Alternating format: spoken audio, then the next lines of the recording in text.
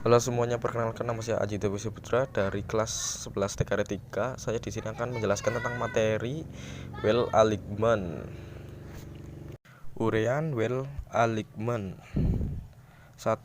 Kombinasi sistem kemudi dan sistem suspensi harus menghasilkan stabilitas kendaraan stabil dalam pengemudian dan daya balik kemudi yang baik.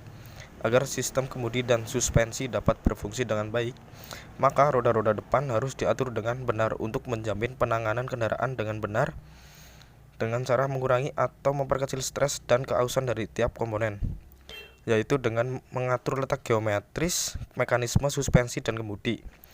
Front wheel alignment terdiri dari penyetelan sudut dan ukuran roda-roda depan, komponen dan komponen kemudi setelah terpasang pada bodi atau chassis pada umumnya dapat dikategorikan dengan elemen berikut: 1. Chamber, 2. Steering axis, 3. Chester, 4. Two angel, 5. Touring radius.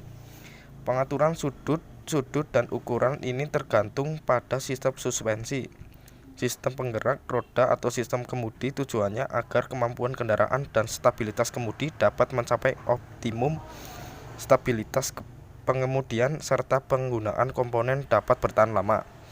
Pada kendaraan yang menggunakan suspensi belakang, model bebas roda belakang dapat disetel chamber atau two-in, seperti halnya pada roda-roda depan, untuk mengurangi ketegangan dinamis dan keausan komponen.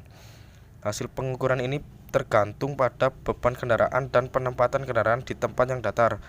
Penyetelan roda-roda depan harus dilakukan pada tempat yang datar, sehingga diperoleh tinggi kendaraan yang tepat. Selanjutnya yang kedua, chamber. Roda-roda depan kendaraan dipasang dengan bagian atasnya miring mengarah keluar atau ke dalam. Ini akan dapat dilihat langsung dari bagian depan. Ini disebut chamber atau pengukurannya dalam derajat kemiringan dari posisi vertikal. Bila miringnya roda ke arah luar disebut chamber positif. Sebaliknya, bila miringnya ke arah dalam disebut chamber negatif. Pada kendaraan yang memiliki chamber positif, beban bekerja pada steering knuckle yang berposisi dekat dengan spidol dasar untuk mengurangi beban pada steering knuckle. Tambahan pula roda-roda pendorong ke dalam untuk mencegah roda agar tidak lepas.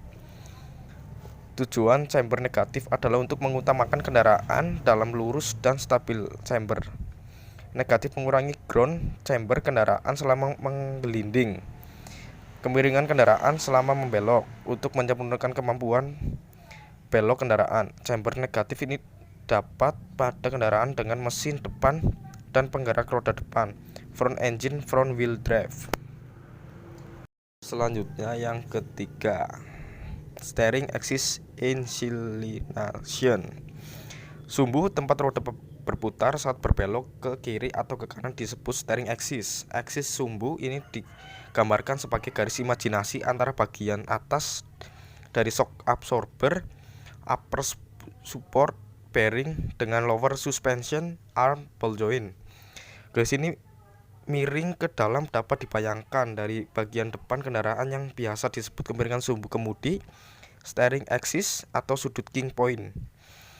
Jarak T yaitu jarak dari titik potong garis tengah ban dengan jarak ke titik potong steering axis dengan jalan disebut offset.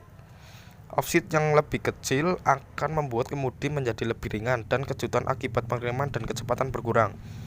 Di samping itu, steering axis inclination menghasilkan daya balik kemudi dengan cara memanfaatkan berat kendaraan. Selanjutnya yang keempat, Chester. Garis tengah steering axis biasanya miring bila dilihat dari samping. Sudut yang dibentuk oleh garis ini dengan garis vertikal disebut Chester. Bila miringnya steering axis ke arah belakang disebut Chester positif. Sebaliknya, kemiringan ke arah depan disebut Chester negatif.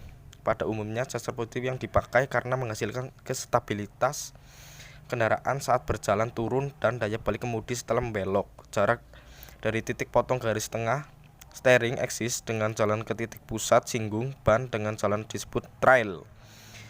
Chester positif yang besar menyebabkan trail, maka panjang dan daya balik kemudi makan besar. Akan tetapi kemudi cenderung menjadi lebih berat. Chester negatif membuat kemudi ringan tetapi kestabilitas kendaraan saat berjalan lurus menjadi berkurang dan kemudi kurang dapat dikontrol.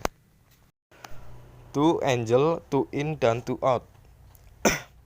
Bila bagian depan roda lebih kecil ke arah dalam daripada pada bagian belakang roda, dilihat dari atas, ini disebut to in. Sebaliknya, susunan yang berlawanan disebut to out.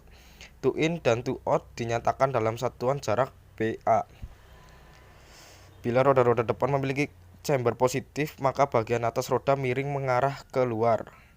Hal ini akan menyebabkan roda-roda berusaha menggelinding ke arah luar pada saat kendaraan berjalan lurus, dan akan terjadi seat slip, dan ini akan mengakibatkan ban menjadi aus. Untuk itu, to in digunakan pada roda-roda depan untuk mencegah roda menggelinding keluar yang disebabkan oleh chamber. Yang keenam, turning radius. Bila roda depan kanan dan kiri harus mempunyai sudut belok yang sama besar, turning radiusnya harus sama. R1 sama dengan R2, akan tetapi masing-masing roda akan berputar mengelilingi titik pusat yang berbeda, 01 dan 02. Akibatnya, kendaraan tidak dapat membelok dengan lembut karena terjadinya seat slip pada roda-roda. Titik pusat berbeda pada saat berbelok. Untuk mencegah ini, knuckle arm dan T-rod disusun agar pada saat berbelok roda-roda sedikit to out. Akibatnya sudut belok roda inner sedikit lebih besar, dan pada saat sudut belok roda outer dan titik pusat putaran roda kiri dan kanan berhimpitan, maka akan tetap turning radiusnya berbeda, R1 dikurangi R2. Prinsip ini disebut prinsip Ackermann. Untuk tipe suspensi yang T-rodnya terletak di belakang spidol, knuckle arm sedikit diserongkan ke arah dalam, kosong. Yang terakhir atau yang ketujuh, seat slip. Seat slip adalah jumlah jarak slipnya roda kiri dan roda kanan ke arah samping pada saat kendaraan bergerak. Seat slip diukur dengan seat slip tester pada saat kendaraan bergerak lurus dan perlahan. Tujuannya mengukur seat slip adalah untuk menilai wheel alignment secara keseluruhan pada saat kendaraan berjalan lurus. Terjadinya seat slip terutama disebabkan oleh kesalahan chamber atau to in, akan tetapi caster dan sudut kingpin steering axis inclination perlu mendapat perhatian pula. Saya mohon maaf kalau ada kesalahan. Wassalamualaikum warahmatullahi wabarakatuh.